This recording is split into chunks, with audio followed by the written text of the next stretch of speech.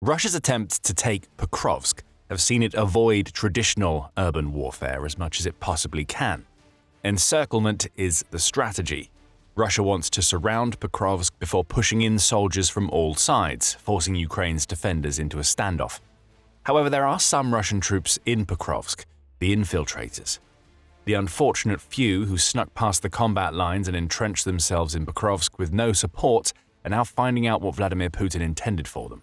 With no help coming before it's too late, these hidden soldiers are being hunted down. Russia tried to hide soldiers in Pokrovsk. What Ukraine did next was brutal. Search and destroy. That's according to a November 23rd report published by the Kyiv Independent, which says that Ukraine is both very aware of the soldiers that Russia is sneaking to Pokrovsk and is now doing everything that it can to eradicate them. Ukrainian forces have been sent out on special missions to clear out central Pokrovsk in particular of any Russian infiltrators. And their orders are simple: find, then kill. How many of these infiltrators are in Pokrovsk remains unclear, though Russia has leaned on this sneaky strategy for much of its recent push toward the city. Eschewing the massive mechanized assaults of earlier in the war, which brought success at the high cost of thousands of soldiers and pieces of equipment, Russia has switched its strategy to one that is much harder for Ukraine to handle. Forces News dubbed the approach Masquerade warfare in a November 13th article, and that name can be taken very literally. The outlet also explains the new Russian approach, stating, "What we're seeing in Pokrovsk in particular is small groups of Russian soldiers, often just 2 or 3-man teams, sent to infiltrate the city. Once inside, they attack Ukrainian vehicles or go hunting for Ukrainian drone pilots who have killed so many Russian troops. The goal seems to be simple: sneak in and cause damage ahead of a larger Russian assault." Often, once Russia's soldiers have snuck into Pokrovsk, they discard their military gear and start acting as though they're civilians. This is a tactic known as perfidy, and it's considered a war crime under international law. It's easy to see why when you understand the purpose of this civilian masquerade. Russia's soldiers want to blur the lines between themselves as legitimate military targets for Ukraine's forces and the few civilians remaining in Pokrovsk that Ukraine is trying to defend. In some cases, Russia can use this subterfuge to get the drop on Ukraine's soldiers. In other cases, Russia would be happy to trick Ukraine's troops into firing on their own civilians. Either way, that means more Ukrainians die. And for Putin and his Pokrovsk push, it doesn't matter if those Ukrainians are soldiers or civilians. Russia has been helped in this dirty approach to the Battle of Pokrovsk by the Ukrainian weather. For instance, November 12th saw the BBC report that Russian forces had managed to move deeper into Pokrovsk under the cover of dense fog that surrounded the city. That fog made it harder for Ukraine's many drone operators to locate the Russian soldiers, who moved into Pokrovsk on foot or using small vehicles such as motorbikes. With aerial visibility low, Russia was able to send in soldiers who then began hiding in central Pokrovsk, waiting either for reinforcements or opportunities to pick off Ukrainian soldiers. Ukraine couldn't allow either outcome. So it began its search and destroy mission to take out the Russian infiltrators. We have details about what Ukraine has been doing due to the country's airborne assault forces. Taking to Telegram, the unit explained what is happening in the Pokrovsk city center right now.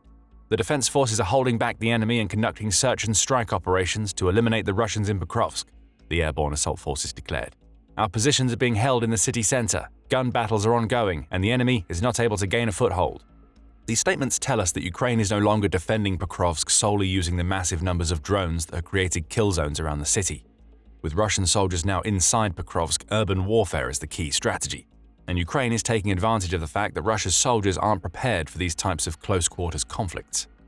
The airborne assault forces continue, explaining that Ukraine has dedicated several units to its search and destroy strategy, and it's starting to experience some success. Assault groups continue to be involved in eliminating the enemy in the city center in cooperation with other units in the area of responsibility of the 7th Corps of the Ukrainian Defense Military District, the Telegram post states. As for Ukraine's successes, there are already numerous. In particular, in recent days, the 425th Separate Assault Regiment Skala recently cleared the enemy presence in the area of the railway station, the Pokrovsk Pedagogical School, and Soborny Square, the assault forces said. Destroying Russian infiltrators may be the main goal of this brutal operation. However, the sub-goal, and what may be the most important goal in terms of the ongoing defense of Pokrovsk, is that taking out the infiltrators now makes it more difficult for Russian soldiers to enter Pokrovsk later. Every hidden soldier that is taken down is essentially a barrier that Ukraine erects that prevents Russia from accumulating forces in central Pokrovsk. Russia's tactic appears to be to sneak as many soldiers into Pokrovsk as possible, so these soldiers can converge into a larger unit that attacks from within the city. Combine the central assault with attacks from all sides, and Ukraine suddenly finds itself in a multi-front battle that leaves its soldiers with nowhere to go. Every Russian soldier eliminated inside Pokrovsk makes Russia another step further away from executing that plan. Search and destroy is working. As for what these search and destroy operations look like, Ukraine has shared a video. Lasting for around 30 seconds, the footage is primarily shot from the perspective of a first-person view or FPV drone as it makes its way through the war-torn city of Pokrovsk. That drone travels for a few seconds before zeroing in on a nondescript building. It flies in and explodes, at which point the view cuts to that of a reconnaissance drone flying above Pokrovsk. We see the explosion and presumably another Russian infiltrator is down. Drones then are still vital to Ukraine's defense of Pokrovsk. FPV drones are being used wherever possible to destroy Russian soldiers in their hiding places. However, the Airborne Assault Force's mentions of gun battles likely shows us that the reconnaissance drones flying over Pokrovsk are playing a much larger role than their FPV cousins. Those drones allow Ukraine to keep eyes on Russian soldiers as they enter central Pokrovsk and hide. Once the hiding places are discovered, Ukraine chooses a method and destroys them. In the video, an FPV drone was the weapon of choice. In other instances, Ukraine may be deploying artillery or soldiers on the ground to take out the hidden Russians. Whatever the specific methods of destruction may be, it's clear that Ukraine is enjoying plenty of success with its brutal new strategy. Beyond taking back portions of central Pokrovsk, as mentioned earlier, the kill count inside the city is large enough to show us that Russia's infiltration strategy isn't working as well as Putin would like. Kyiv Independent reports that Ukraine has killed 388 Russian soldiers inside Pokrovsk itself since the beginning of November. Another 87 have been wounded, giving Russia a central Pokrovsk casualty count of more than 450. This may not seem like a huge number in the context of the greater battle for Pokrovsk, which involves and has claimed the lives of thousands of Russian soldiers. However, Russia's infiltration strategy means that there are rarely more than a few hundred of its soldiers inside Pokrovsk at any given time. Around 300 Russian troops were believed to be inside Pokrovsk at the beginning of November, and most of them appear to be dead or injured now. Ukraine is forcing attrition even at this relatively small scale. One Russian enters, one Russian becomes a casualty. If Ukraine's search and destroy strategy continues to be successful, Putin will be forced to rely solely on an encirclement that Russia has yet to complete. And if that's the case, Russia may find it difficult to complete the takeover of Pokrovsk before the true beginning of winter. Having said that, the situation inside Pokrovsk is far from rosy for Ukraine, and it's looking even more challenging for Ukraine's forces on the outskirts of the city. That brings us to our next point of discussion. What is the situation like in Pokrovsk, and what is likely to happen next? Pokrovsk itself is a shadow of the city that it was before Putin launched the invasion. Pre-war Pokrovsk, which is in the northwest of the Donetsk Oblast, was a bustling city that was home to around 60,000 people. It was far from the largest city in Donetsk, but it's been a target for Russia for so long because it emerged as one of Ukraine's key fortresses and logistical hubs when the war began. Crippling that logistics hub is one of Russia's key goals in taking Pokrovsk, though the city has long since lost its logistical importance. Newsweek says as much in its November 23rd report on Ukraine's new Pokrovsk strategy, which suggests that Ukraine is slowly establishing other hubs closer to the Donetsk border. That's a smart move. Though Russia's progress is slow and Ukraine is defending Pokrovsk well, the city is more likely to fall than not. Moving logistics now means that Russia can't take control over them later. It also means that Ukraine can keep its soldiers elsewhere in Donetsk supplied for the battles that are still to come. Even with logistics out of the picture, at least when compared to earlier in the war, Russia still wants Pokrovsk for the symbolic purpose that it represents. As Reuters said in a November 5th report, the city has become known as the gateway to Donetsk in Russian media, which implies a belief that the fall of Pokrovsk will preclude the fall of the entire Donetsk Oblast. How true this is remains to be seen. But what is certain is that controlling Pokrovsk gives Russia a platform from which to push against other Ukrainian fortress cities in Donetsk, such as Slovyansk and Kramatorsk. Psychologically, the fall of Pokrovsk would almost be more damaging to Ukraine than the strategic aspect of the loss of the city. Reuters says that taking Pokrovsk would give Russia its single largest and most important territorial gain since it took Avdiivka back in 2024. That will be a blow to Ukrainian morale, but when it comes to Pokrovsk being the gateway to Donetsk, that may no longer be the case. That's according to Sam Kiley of The Independent, who says that Ukraine has prepared for a fighting retreat from Pokrovsk for some time now. Behind the city and into where Russia wants to advance next lie minefields, bunkers, choke points targeted by artillery, and walls of drones. The capture of Pokrovsk will be big for Russia, but the push that comes after will only lead to more death.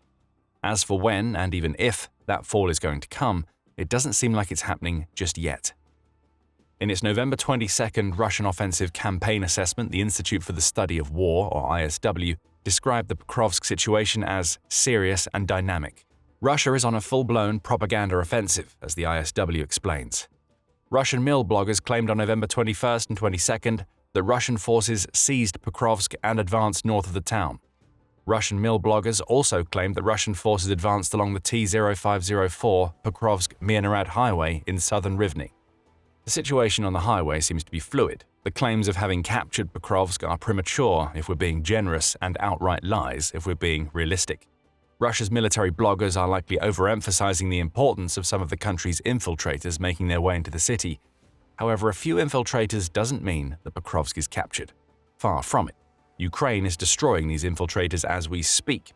However, it's true that Russia's forces are trying to make gains on the outskirts of Pokrovsk, even as it's losing the few soldiers who have managed to penetrate into the city center.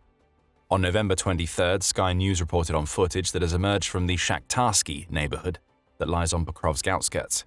With the caveat that this footage has come from the Russian Ministry of Defense, the video shows Russian troops walking around in that neighborhood, implying a capture. However, the same outlet points out that several Ukrainian units, including the 145th Assault Regiment and the 32nd, 35th, 38th, and 155th Brigades, are all still active in Pokrovsk.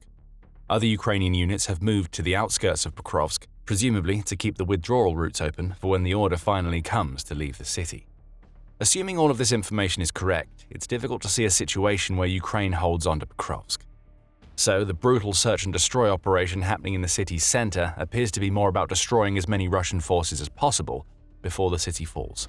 If Ukraine can hold out until winter, it will have more opportunities to cost Putin valuable troops and units of equipment, all of which he would want to use in future assaults elsewhere in Donetsk. It may not be about holding Pokrovsk for Ukraine anymore. Instead, it seems to be about turning the city into a meat grinder that churns through as many Russian soldiers as possible before the order to withdraw comes. Newsweek builds on these reports by pointing out that other areas of Pokrovsk have either fallen under Russian control or are on the verge of doing so. It highlights information from Deep State, which is a war-tracking blog that tends to use geolocated footage to determine what's happening on the front lines. Deep State says that Russia appears to control southern and western Pokrovsk, with this line of control stopping short of the central portion of the city, in which Ukraine is engaged in its search and destroy operation. It's unclear at this point just how much the word control really means. Russia may have large contingents of forces in Pokrovsk south and west, which would mean that Ukraine's troops will have to retreat at some point. Or these areas may be controlled in the sense that there are small pockets of Russian troops attempting to hold them. If the latter is the case, Ukraine may so expand its search and destroy mission to these regions, especially now that it's secured much of central Pokrovsk. Even if that's the case, Ukraine likely can't hold Pokrovsk forever. And that isn't due to Russia's tactical genius, as even the switch to infiltration and attempted encirclement is leading to high rates of Russian attrition for the sake of the capture of a city that isn't as important to Ukraine now as it was when Putin launched the Pokrovsk push almost 2 years ago. Instead, Ukraine's biggest Pokrovsk challenge comes down to the one area in which Russia has a distinct advantage: manpower. That's according to the Atlantic Council, which says that what's happening inside Pokrovsk exposes the growing manpower crisis that Ukraine faces. The Council's article, which was published on October 30th, highlights comments made by Ukrainian President Volodymyr Zelensky. On the Pokrovsk front alone, Ukraine is outnumbered to the tune of 8-1, aided in no small part by Putin dedicating around 150,000 soldiers to the Pokrovsk region. For Ukraine, the massive waves of volunteers that signed up when Putin first invaded have slowed dramatically, per the Atlantic Council. As the conflict has dragged on into its 4th year amidst consistently high casualty rates and escalating problems with desertion, the initial flow has slowed to a relative trickle, the outlet says. Ukraine still has options to solve this crisis. One of them would be to lower the country's minimum age for compulsory military service from 25 to 18. Zelensky has been hesitant to do that so far, likely worrying about what this lowering would mean for the future of Ukraine as more of the country's young men die. Zelensky is also somewhat politically motivated here, the council points out, which is why he has favored incentive schemes to attract younger volunteers rather than compelling them to fight. Still, if Ukraine's manpower challenges lead to more problems as Putin attempts to push for the rest of Donetsk, assuming the fall of Pokrovsk, the compulsory service age being lowered is an option. Another option, and one that is being increasingly deployed in Pokrovsk and elsewhere in Ukraine, is to take humans out of the battlefield entirely. On November 23rd, the BBC reported that ground-based robots are increasingly becoming a lifeline for Ukrainian soldiers who are fighting on the Pokrovsk front. Right now, those robots, which are essentially land drones, are replacing armored vehicles, supply trucks, and other larger units that would be easy targets for Russia's artillery and aerial drones. The robots Ukraine is using are small enough to fit inside bicycle lanes and come equipped with usable turrets. The most important thing about them is that they're hard to spot and can be operated from remote locations. Right now, those drones are carrying supplies. Around 90% of the supplies in Pokrovsk are being carried by these robots. However, it's clear that the attacking potential of these ground drones is yet to be fully realized. Even if Russia takes Pokrovsk, which seems likely, Ukraine's constant tweaking and reinventing of the drones it builds could enable it to use these ground-based supply vehicles as replacements for soldiers in future battles. However, much of this is speculative. Right now, the situation in Pokrovsk is still fluid. Russia is making slow gains, though it's difficult to determine how strong these gains are, given the country's reliance on infiltration and Ukraine's search and destroy strategy. For now, the center of Pokrovsk is still in Ukraine's hands, and the country has managed to protect its escape routes out of the city. When Ukraine will have to use those routes is still up for debate. If the brutal search and destroy tactic proves to be as effective elsewhere in Pokrovsk as it's been in the city center, we may still be talking about Russian attempts to take the city in 2026. Regardless of the ultimate fate of Pokrovsk, Russia has already paid a hefty price in the blood of its own soldiers for Putin's assaults on the city. Tens of thousands of Russian soldiers have died as the country experiences catastrophic losses amidst the Pokrovsk bloodbath that Ukraine has created. Find out how a combination of drones, elite units, and smarter tactics has allowed Ukraine to cause casualties on a massive scale despite facing a manpower disadvantage in our video. And if you enjoyed this video, remember to subscribe to The Military Show for more updates on the Pokrovsk situation. And thank you as always for watching.